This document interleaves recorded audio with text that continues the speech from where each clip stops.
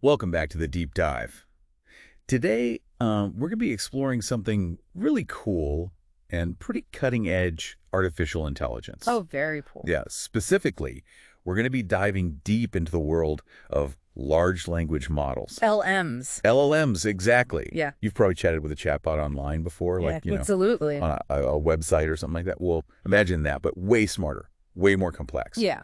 We're talking AI that can write stories, translate languages, even answer your toughest trivia questions. Yeah, it's really fascinating how they're revolutionizing the way that we interact with technology in general. Absolutely.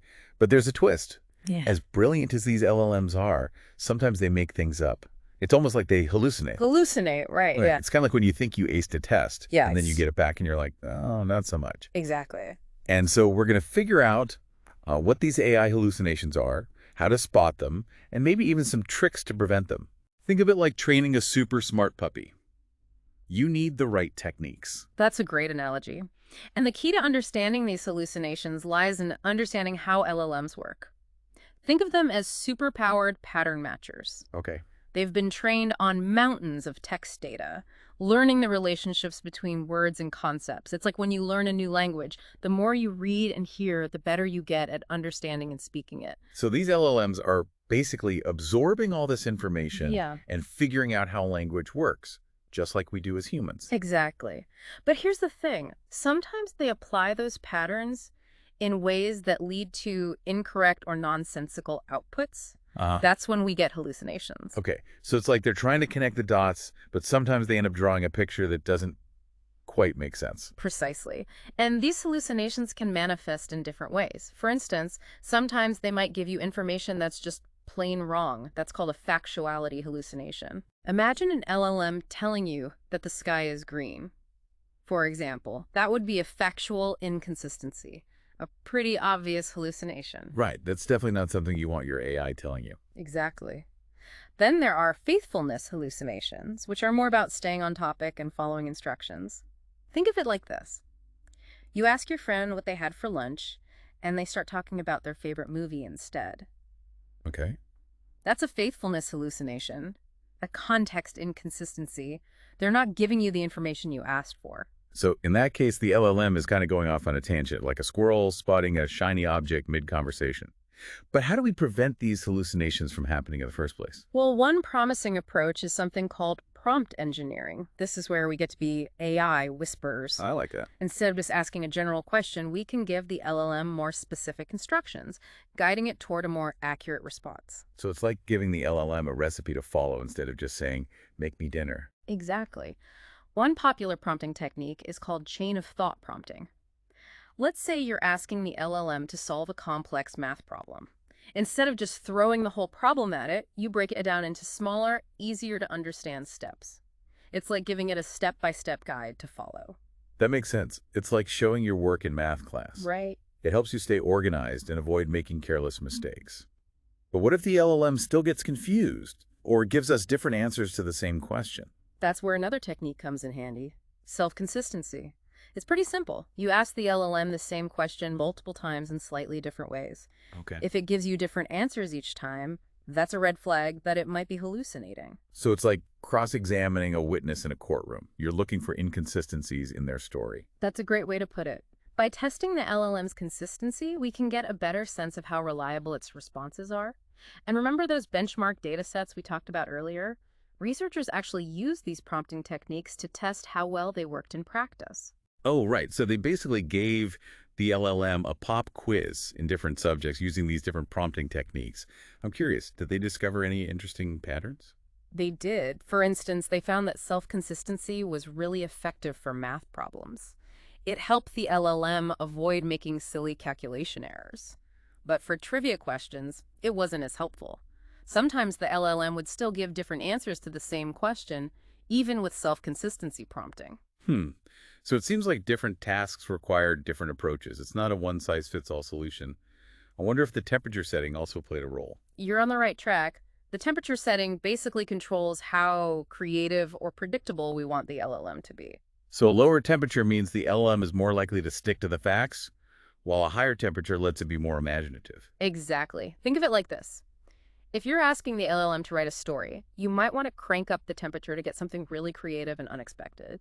But if you need a factual summary of a historical event, a lower temperature is probably the way to go. Okay, that makes sense. So it's like choosing the right setting on your oven. You wouldn't bake cookies at the same temperature as you'd roast a chicken, right? Precisely.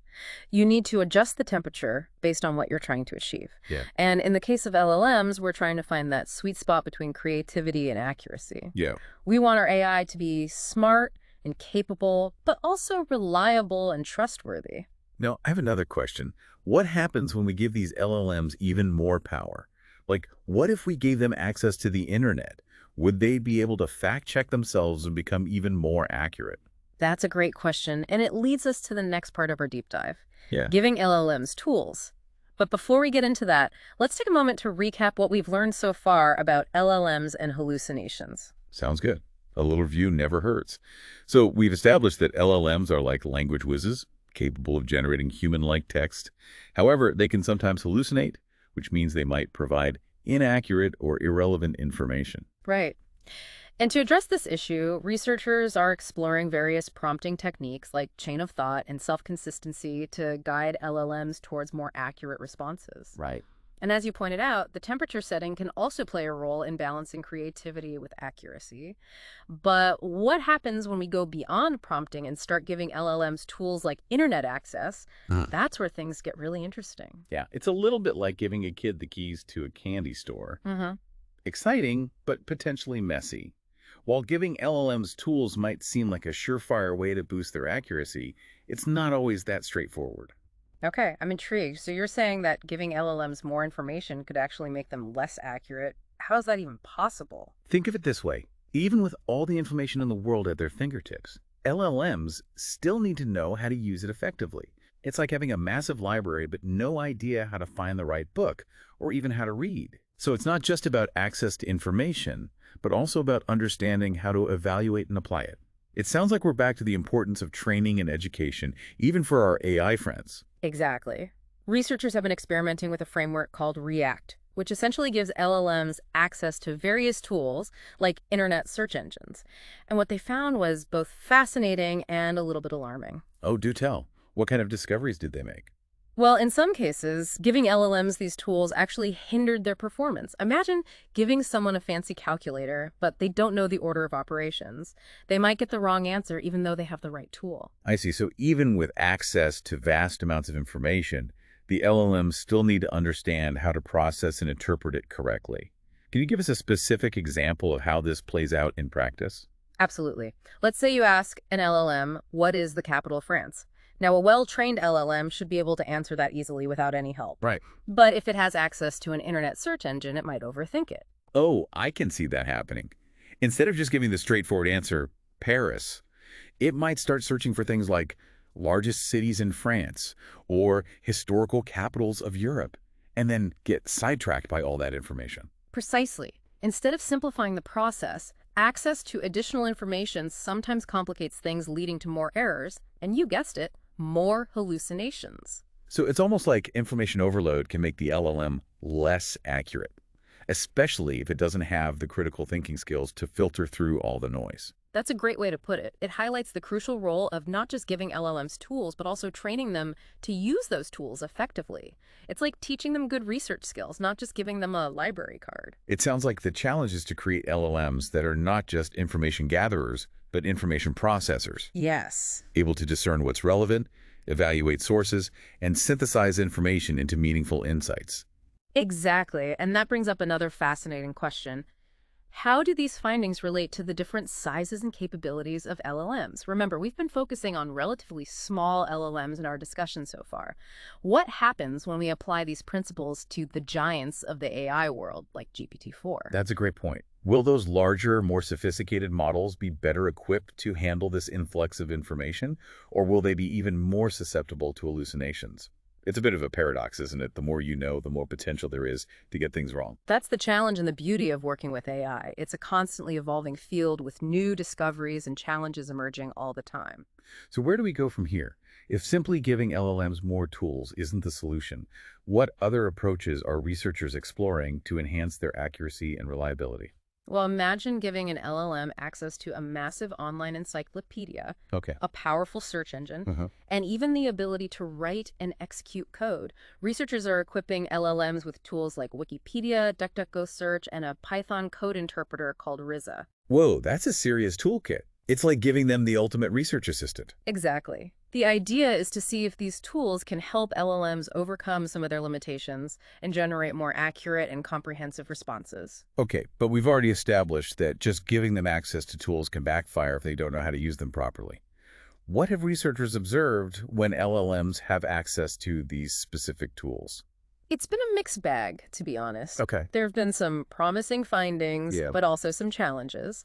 For instance, when faced with a math problem, the LLM showed a preference for using the Python code interpreter. That makes sense. It's like using a calculator to double-check your work. Exactly. And for trivia questions, it leaned heavily on Wikipedia, which is a vast repository of knowledge. So it seems like the LLM had some intuitive understanding of which tools were best suited for different tasks. But did using these tools actually improve its accuracy? That's the key question, isn't it? And the answer is not always. While the LLM was able to access and use these tools, it didn't always use them effectively. Okay. Sometimes it would make incorrect assumptions about what information was relevant, or it would get bogged down in irrelevant details. Ah, so it's like having a map, but still getting lost because you missed a crucial turn or got distracted by a scenic detour. That's a great analogy. And this often led to even more hallucinations as the LLM tried to reconcile the information it found with its existing knowledge base, Yeah. creating a jumbled mess of facts and fiction. So what's the takeaway here? Is there a way to train LLMs to use these tools more effectively? Or are we stuck with this trade-off between access to information and the potential for increased hallucinations? It's a crucial area of ongoing research. Simply giving LLMs tools isn't enough. Right? We need to teach them how to use those tools effectively, Yeah. how to evaluate information critically, Um, and how to discern fact from fiction in the vast sea of data. It's like teaching critical thinking skills to a student, how to research, analyze, and synthesize information. so in essence, we're not just building bigger and more powerful models, but also trying to instill a sense of discernment and wisdom in them. Precisely. We want to create LLMs that are not just intelligent, but also insightful, capable of understanding the nuances of language, the complexities of information, and the importance of accuracy and reliability. It's a fascinating and challenging pursuit. It makes you wonder, what does the future hold for LLMs and our interactions with them? Will we reach a point where we can fully trust their responses, or will there always be this element of uncertainty, this possibility of hallucination? That's the big question, isn't it? But one thing is for sure, the research in this field is advancing rapidly, and we're constantly learning more about the capabilities and limitations of LLMs.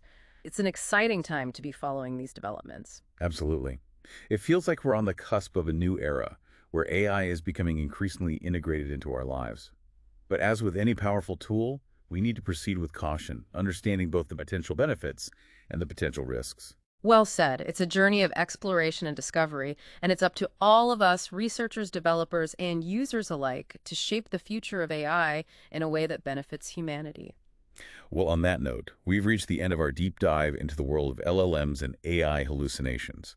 We hope you found this exploration insightful and thought-provoking. It's a complex and rapidly evolving field, but one that holds immense potential to transform how we live, work, and interact with the world around us. Thank you for joining us on this deep dive. We encourage you to continue exploring these fascinating questions about the future of AI and the role it will play in shaping our world.